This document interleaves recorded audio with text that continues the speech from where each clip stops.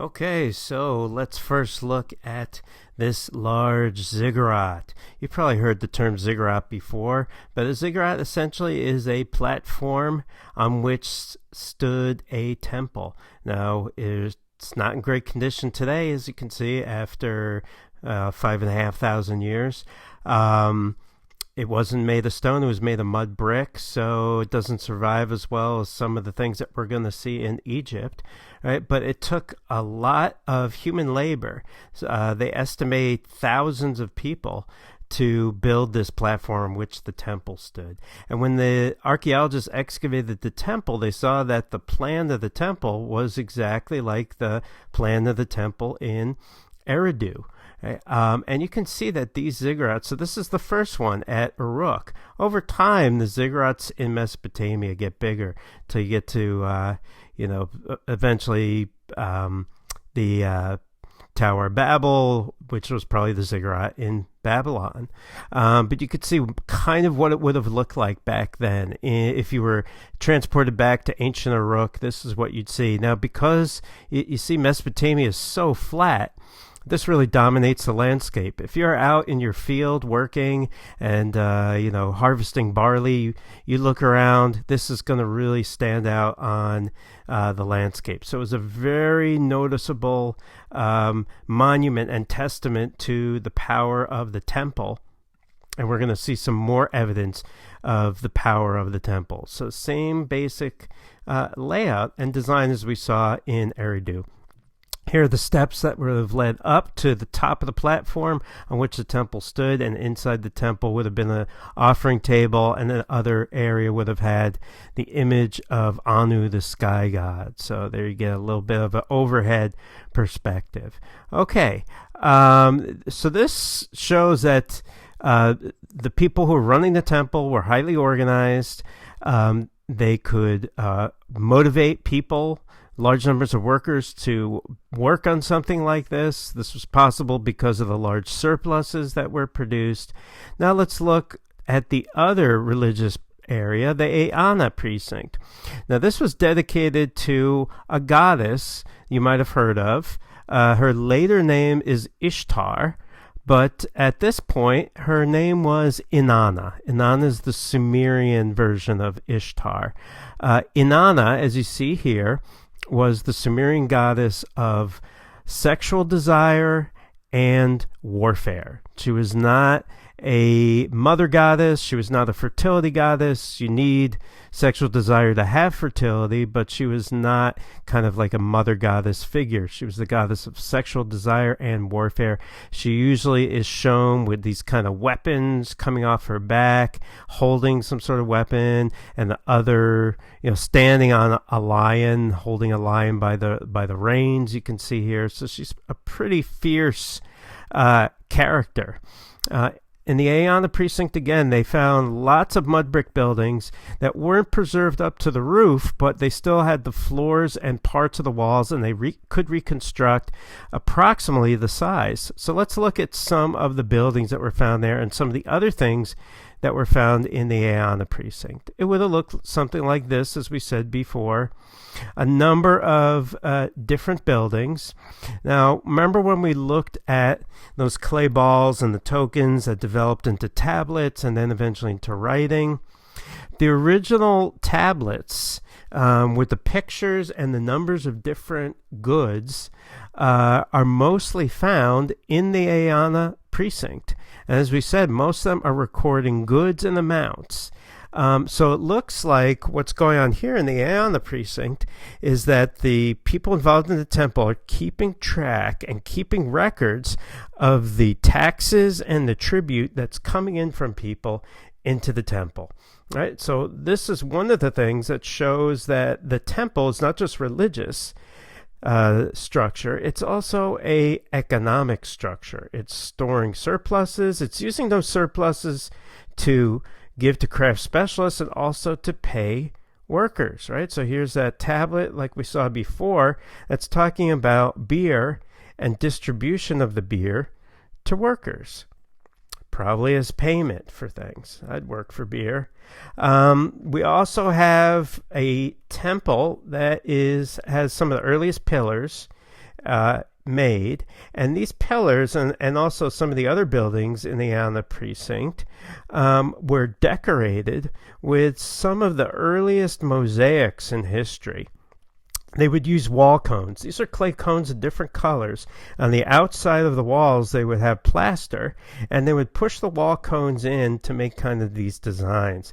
It's a little bit like Light Bright, if you played Light Bright when you were a kid, except no lights. It's just little small cones of clay that you could use that they used to make many different designs, lots of geometric patterns. It would be really, really beautiful on the outside. They would decorate these different pillars, and you find them over many of the buildings in the Eanna Precinct, as well as these little rosettes as well. So lots of different walls with this kind of wall cones preserving it. Now, what does this tell you? This is very labor intensive. You're taking little cones of clay and you're sticking it in plaster and making these complicated designs. This is an investment of labor, and it shows that these buildings are probably very important, and we know they were important, right? So if people are willing to invest, or people can organize workers to invest labor to make something beautiful, it shows that these structures were probably important. Other clues as to the economic function of this religious area, this temple area. Metal smelting is going on. Now remember, we said there's no metals in southern Mesopotamia. These metals had to come from somewhere else. The ore was brought down to southern Mesopotamia, and then they were smelted. And what that means is that the ore was heated up hot enough that the copper melted out of the ore, and you had pure copper that you could then turn into tools and things like that. They would get a high temperature by blowing air into the fire. That would add oxygen to the fire, so you would get high temperatures. So this shows some of the crafts that were being made. Again, you have different crafts being produced here. What else did they find in Eanna Precinct? They found an artifact which is famous and also very important. It's usually called the Uruk vase, but it's not a vase. It's a long stone sculpture. It's cylindrical, and it has these pictures carved into it. You can see different bands with different scenes. There's sort of a hierarchy to the bands as well. On the bottom, you have what looks like barley or wheat. You have sheep and goats. You have these people bringing food and liquids. And then you have this female figure with these two bundles of reeds behind her. So let's look at what is going on. Okay, you've got the basic, necessities of the society, right? What it's based on. Barley and also sheep and goat. You have these these men who are naked, and they're carrying things. Now, who are these people and why are they naked? Well, nakedness can mean different things. In this context, it doesn't look like it's sexual. It looks like it's a sign of humility. They're stripped bare. Now, who are they bringing these things to? Well, this woman standing here with the reeds behind her, these two reeds symbolize the goddess Eanna, and this is an image of the goddess Eanna. These are probably temple priests. Temple priests bringing tribute and offerings to Eanna. Now, where are these temple priests getting these offerings, this food and drink and things like that? They're getting it from the local population in the form of tribute and taxes. And you could kind of imagine maybe there was a ceremony where the temple priests and priestesses would bring offerings to Eanna and sacrifice or place some of these on altars. But the other things would be used to finance the temple, to feed the priests, to feed the craft specialists, to pay for workers and things like that. So essentially what we have here is a depiction of people paying taxes to the priests, to the temple, and the temple using that to support themselves.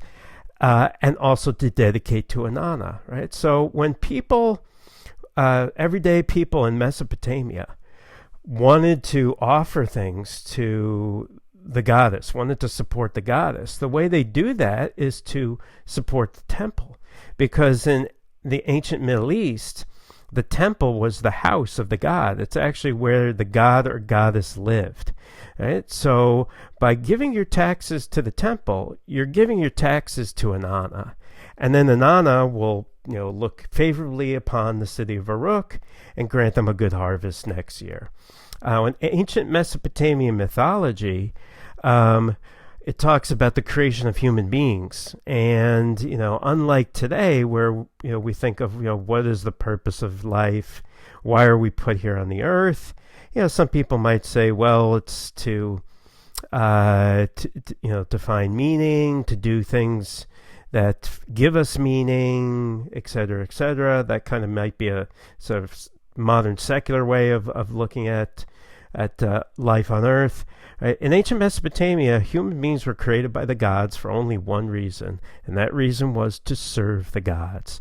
So people were put on earth to serve the gods. That meant growing surplus, giving the surplus to the temples, which were the houses of the gods. So you could kind of see why or how the religious ideology supported kind of a status quo with the temple on top.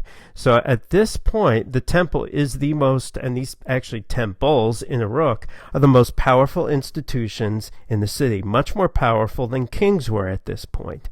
The temples were economic, religious, but also they were political in nature. Right? They are calling up workers. They are exacting tribute. They are organizing the society. Right? So in some ways, it's kind of like a temple state. The government, the religion, and the bank is essentially the temple. Now, Mesopotamians needed to produce things, as we said before, to trade. We're going to look a little bit at trade. Now, what could they produce? You're not going to trade barley. Why? Why wouldn't you trade barley over long distances? Well, by the time you transported it to, let's say, the place where they had copper or things that you wanted, the people in that area most likely had barley themselves. So they wouldn't necessarily want to trade with you for something they already had. Also, food is not usually a very good trade item, especially things like barley. Why? Because it's very bulky, but also the value compared to the bulk is low. Right? So it would be sort of like, imagine if you wanted today to, imagine we don't use currency anymore. Money is gone, obsolete. We live completely in a barter system. And you wanted to buy something and you had bags of rice that you stored up and you were going to pay for something with bags of rice. The thing you wanted to buy was $1,000. A bag of rice is about $2. So you'd about have 500 bags of rice that you'd have to transport. And eventually, at a certain point, the further you went, the less sense it would make to use it as a trade item. So actually, the best trade goods are things that are less bulky and also high value. So if you have sheep, goat, and barley, what could you make? Well, we think that what people were making in ancient Mesopotamia that was of value were textiles, cloth. Cloth is something that you're not just trading the wool, you're producing a final product that could take skill and labor and produce something of very high value, and that's most likely what they were making, is they were taking the wool from the sheep, producing high quality textiles, trading with people in other areas for the things that they needed, while the priests were keeping track of different things. Okay, so let's look a little bit at what are the reasons to explain the rise of the state in Mesopotamia. Let's look at some of the theories that we already examined before to see how they match up to Mesopotamia. Remember we talked about Wittfogel's theory of irrigation? You needed large-scale irrigation, and it required organization. That basically required a state. In Mesopotamia, in the beginning, you have small-scale irrigation. You don't have large-scale irrigation that requires large organization until after the state is already in place in Mesopotamia. So the evidence in Mesopotamia does not support Wittfogel's theory as a way of explaining why the state emerged in Mesopotamia. Let's take a look at another one. We talked about Carnero's hypothesis involving warfare. We said we had warfare, but it's very low levels at this point. It's nowhere near the kinds of levels that we would expect to explain why they started to form a state at the city of Uruk. And so Carnero's circumscribed hypothesis theory doesn't seem to work either. Let's look at a couple of other theories. One theory is trade, right? That in order to trade, you have to be organized because you have to produce a good, you have to organize the merchants going from one place to another. Is there evidence of this? It looks like there might be evidence of there's definitely evidence of long-distance trade. Whether this led to the rise of the state is up for debate. But there's something called the Uruk Expansion. This is the trade expansion outside of southern Mesopotamia up into parts of Turkey and parts of Iran. Why do we think that this is a trade expansion? Because they find sites in Syria and Iran where everything in them is Mesopotamian. And nearby are sites that have the local Turkish culture. So these sites are very foreign looking. They're sort of in the middle of an area that's, as you can see here, hundreds of kilometers, or really a few, low thousand miles away from southern Mesopotamia. Right? And in those sites you find the clay balls, you find tablets, right? You find bevel rim bowls and other kinds of Uruk pottery. And the architecture is all Mesopotamian. So it looks like Mesopotamians are leaving southern Mesopotamia, going somewhere else to set up shop, to trade for things they needed like metal and stone and wood, and then bringing those things back down to southern Mesopotamia. So that might explain part of it. Let's look at one other thing at sort of what's going on. Okay, I've got a couple of maps here that I want to show you. This map is the beginning of the Uruk period. Here's the city of Uruk as it's starting to grow in size, and here are the sites. Each dot represents a site. Each dot, the size of the dots represent the size of the ancient site. This was done by archaeologists in the 60s and 70s. They drove around Iraq, they found sites, measured how big they were, figured out when they dated to. So here's the beginning of the Uruk period. Here is the end of the Uruk period. So I want to kind of go back and forth and see if you can notice any differences. So here's the beginning, here's the end. Well, from the beginning to the end, you probably notice that there's a shift south, right? So people are kind of shifting where they live. Now, how about in terms of the number of sites? Does the number of sites from here to here, do the numbers of dots and sites increase or decrease? The numbers of sites decrease. Now, what about the size of the sites? Do the size of the sites decrease or do the size of the sites increase? The size of the sites increase.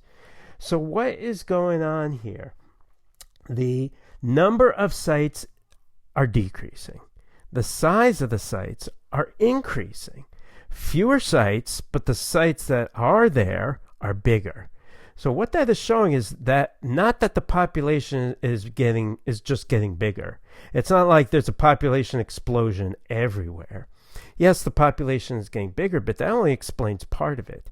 People are migrating to larger sites, especially sites like Uruk, which increases exponentially, right? So people are abandoning their villages and they're moving to places, especially like the city of Uruk, the very first city. At the time that Uruk existed, there were no other large cities like it in southern Mesopotamia. Now, why would people abandon their villages and go to the city of Uruk? Well, some people think it was the temple. The temple probably drew people in because it's a very important structure. There's economic opportunities in the city. I have this Egyptian painting from a tomb showing starving people from Egypt to also give you an idea that maybe people were moving to Uruk because the storage in the temple was like a safety net to people. If you were a citizen of Uruk and you paid your taxes to the temple, and anything bad happened, rather than have you starve, the temple might support you and, let's say, help you make it through the bad harvest to the next harvest. So it was almost like an insurance policy. And so some people think that the temple and the storage of the temple was kind of like an adaptation to that environment. That is one theory. And there's still a lot of debate as to why and how the state emerged in Mesopotamia. We could rule out some things like irrigation and warfare. We think that other things are possibilities, and these are still questions archaeologists are trying to answer. Okay, so what happens next? Well, overall, what is the picture? The picture is we see the population getting bigger. We see growing complexity. We see more advanced societies. So chiefdoms, then the first state. Now we're going to talk about a period called the early dynastic. When we talk about dynasties, we're talking about kings. The early dynastic is different from the Uruk period, because in the Uruk period, there was one major city, Uruk. In the early dynastic period, now many cities start to appear. As you can see, this is the Tigris and the Euphrates today, but look at where these ancient cities were located. They're all in a line, and this is probably one of the ancient river courses as it originally was. So they were all along the river. They were all independent from each other. Each city had their own patron god. They all believed in the other gods as well, but each city had its own special god that was the god of that city. They had their own independent kings. As we're going to see, this is the time when kings become more important. They also had rivalries with each other. So this was a little bit like classical Greece, where you had Athens and Sparta. Sometimes they would be allied with each other. Sometimes they would fight with each other. The same here in Mesopotamia. So warfare existed in the Uruk period, but there wasn't a lot of it. Now in the early dynastic, there's a lot of it. And there's different pieces of evidence for warfare. Just take a small pause and write down in your notes what would be some evidence for warfare that would tell you, warfare increased at this time period. Okay, what kinds of things did you come up with? You might have come up with the idea that cities would have had to have walls around them, increase in kinds of weapons. So there's more and more weapons, and the weapons appear in graves, but they also appear in artwork. So we have artwork that shows warfare. We're going to look at some of these pieces of art. You also have writing at this period. So we have full-fledged writing in the early dynastic. It records history, and it tells us a little bit about the wars and the battles that were fought and why they were fought. So a very important piece of evidence from Mesopotamia is something called the Stele of the Vultures. We'll talk about why it's called that. It's a stone sculpture, and it was from a city called Lagash, right? Lagash over here in Girsu were all part of Lagash. Now, Lagash was at war with its neighbor, Umma. And as you could probably guess, they're right next to each other. What they were fighting over was territory, where one territory ended and the other territory began. This particular war that's recorded in the Stele of the Vultures started when the king of Lagash set up a boundary marker between the two kingdoms of Lagash and Umma. And the king of Umma knocked down the boundary marker, and that was a provocation, and the king of Lagash went to war, and he led his soldiers into battle.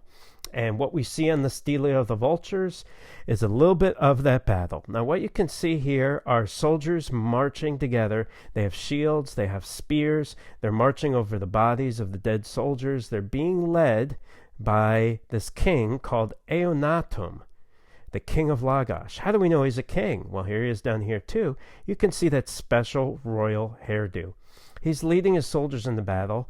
Now, when you look at the troops here, it looks pretty organized. It looks almost like what we would call in ancient Greece a phalanx, right? Their shields are kind of protecting each other like a shield wall. Their spears are out. They're marching in a coordinated fashion. It looks very organized, right? You can see also more soldiers here. We're going to see what Eannatum is actually riding in. And one of the other pieces, it shows the main god of Lagash. He was a storm god. His name was Ningirsu. He has his symbol was a thunderbird, and he is holding a net filled with captive enemy soldiers. On another fragment, you can see some of the writing that's recording what happened, and the dead corpses, right? The corpses of the dead soldiers being picked apart by vultures. This is why it's called the stele. Stele is a stone sculpture of the vultures. All right, so here's again another, you can see some writing up here, and it shows the soldiers marching. Clearly, what Eannatum is actually standing in is a very early form of a chariot. This is before we have domesticated horses in Mesopotamia. So they actually had these chariots pulled by donkeys, and you can see he's throwing javelins at enemy troops. Right? So another piece of art that shows a little bit of warfare in ancient Mesopotamia is something called the Standard of Ur. It's a wooden box that's covered on two sides. It's got these smaller sides here too, but two big sides. One side shows scenes of war. The other side shows scenes of peace. This is the war side we'll look at in more detail. And this is the peace side, right? You can see people carrying goods, people leading sheep and goat, people at the top sitting and drinking and feasting, right? So very, very peaceful scenes. This is all decorated with material that didn't exist in Mesopotamia, right? This is ivory, carnelian stone, and a stone, blue stone called lapis lazuli that comes all the way from Afghanistan, and that was traded down the line to areas where the Mesopotamians could then obtain it through trade. Right? So again, it shows you trade in Mesopotamia. Here's the war side. You can see these donkey chariots riding over the corpses of enemy soldiers, captives, right? So here are stripped bare soldiers being led away by soldiers over here. You can see a little bit more detail over there. You see the kind of armor that soldiers would have worn. This is the sort of donkey chariot. It's the beginning of a chariot. Probably wasn't as effective as the later chariot, obviously, but it was a start. And this is what it might have looked like in real life, with someone like Eannatum leading the charge in battle. Right? And we also have weapons and also symbolic weapons. So a gold dagger, a gold helmet. This is not something you would wear in battle. This is something that would be in the tomb, right? But it's not just that you have gold in your tomb. It's that what is the gold representing? The gold is in the form of helmet and weapons, and it's a symbol of warfare. Right? So there was lots of warfare during this time period compared to the Uruk period. These city-states were independent, and many times they fought with each other. Now, what do you think would happen to the power of kings? As you saw in the Stele of the Vultures, kings were usually the leaders of the army. Do you think kings' power would increase, or would it decrease as a result of more warfare? What do you think? Well, if you guess that their power would increase, you're absolutely right. Because when you're leading an army and people feel threatened, they feel that they need to give that leader more support and more power to protect, let's say, the city from an outside enemy. So as warfare became more and more important in Mesopotamia, kings became more and more powerful in Mesopotamia.